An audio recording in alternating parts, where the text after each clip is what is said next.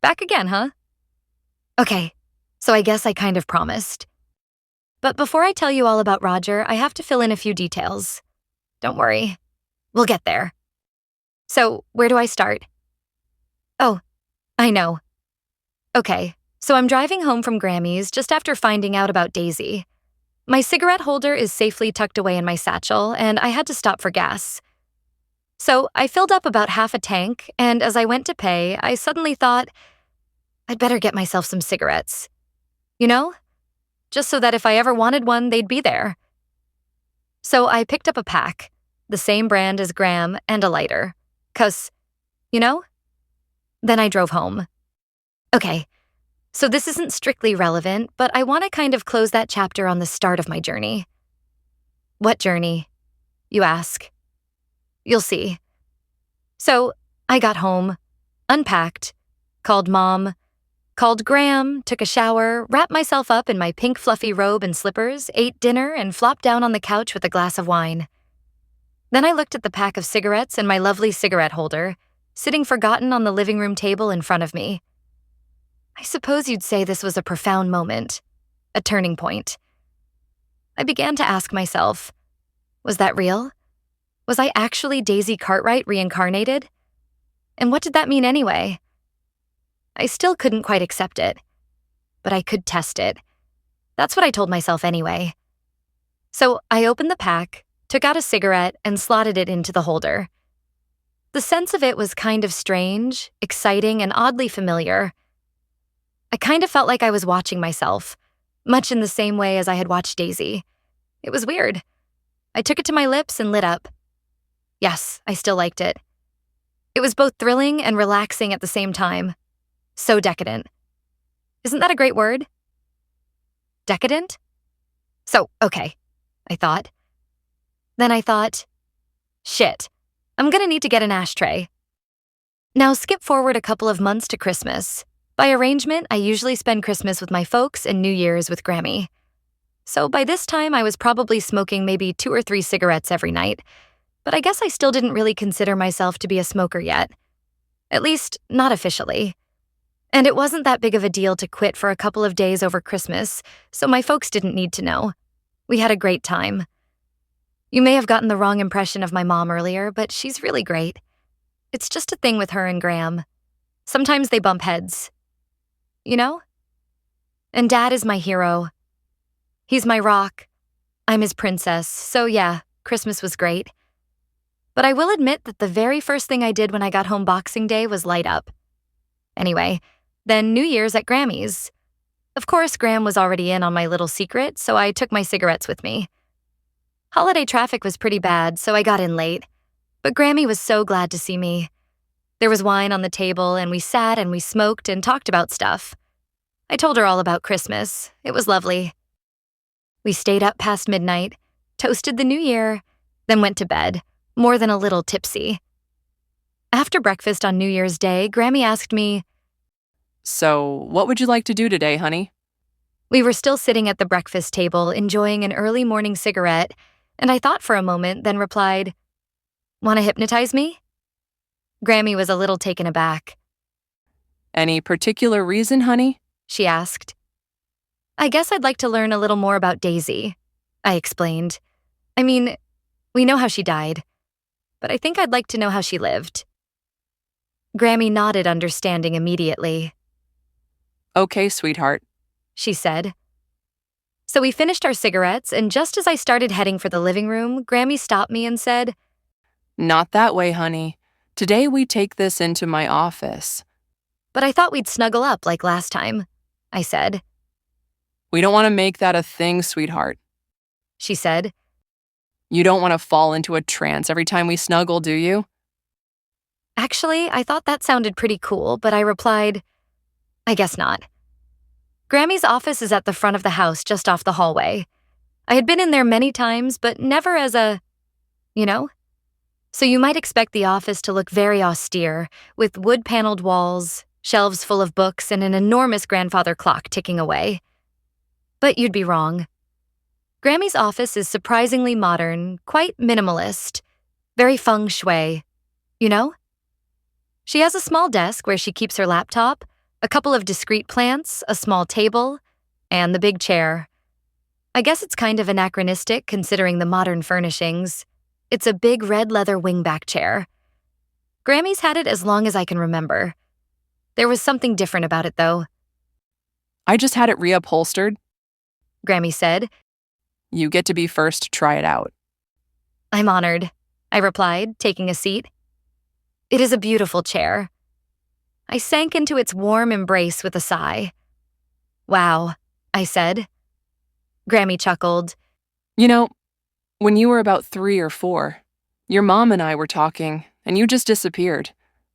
She said, We found you curled up in that chair, fast asleep.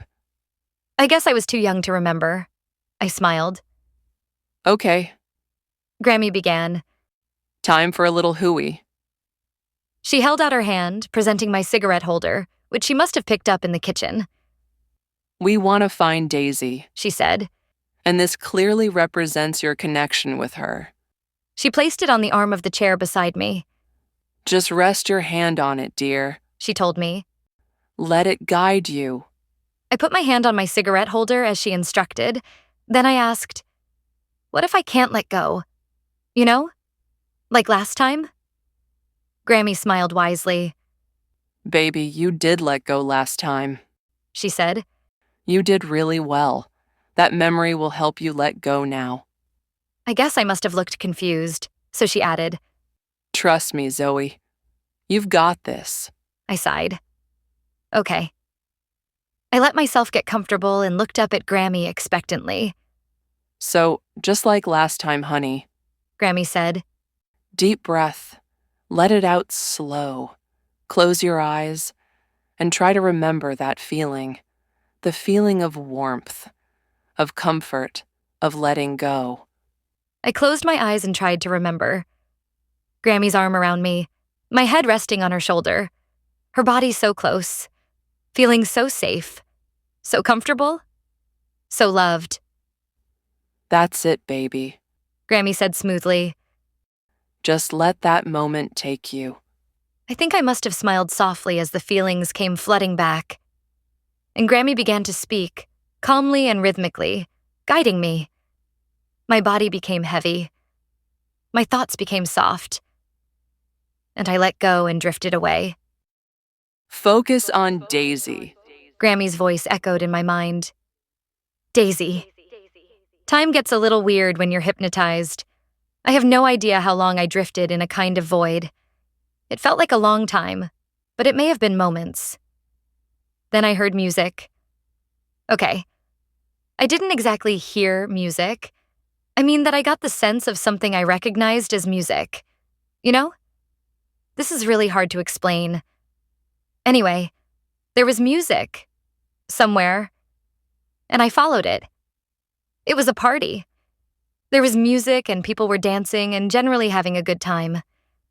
And there was Daisy, right in the heart of it. Standing beside the bar, chatting with her friends, drinking Manhattans and smoking from her cigarette holder. Her dress this time was a rich dark green with gloves to match. She was a knockout. Then Grammy's voice drifted through to me from very far away, telling me that I would find it easy and effortless to describe what I was seeing. I began to describe Daisy and her friends, the atmosphere, the music. I got the impression that Daisy really wanted to dance. She was swaying her hips in time to the music and looking around, checking out the men, looking for a potential dance partner. But no one caught her attention. Then Grammy told me to look around, taking in the surroundings, to maybe try to get an idea of where this might be. I looked around. It was a large dance hall, but I couldn't see anything that would identify it specifically. Then I got a strange feeling. You know, like when you're in a crowded room with lots of background noise. But then someone mentions your name and you instantly pick up on it. It felt like that. But not, you know? Then I turned. And just for a moment, the crowd parted and I could see, on the other side of the room, someone was staring at Daisy, wide-eyed. A young man? I knew that face. I suddenly sat bolt upright, my eyes wide open, and I gasped. Roger. I saw Roger. He was there at the party. Then I realized that I was awake. I turned to Graham. Is that it? Am I back? I guess you are, honey. She replied. Damn, that was a shock. I took a breath, trying to calm myself, reacclimate to reality. Grammy pulled out her cigarettes, lit one hungrily, then passed one to me. I don't usually smoke in here. She told me as I fixed my cigarette in its holder and accepted a light. I took a long, deep puff and exhaled with a sigh. It was Roger, I said. You're sure, honey? Oh, yeah. She considered this for a moment, then asked, They weren't together? No, I replied.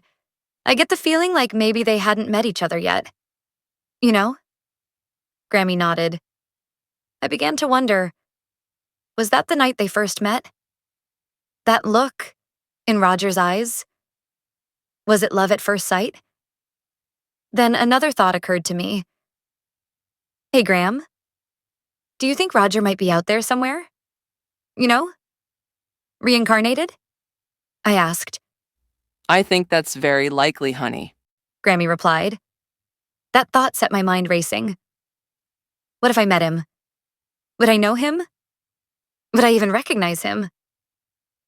I think we need to know more about Roger, I decided.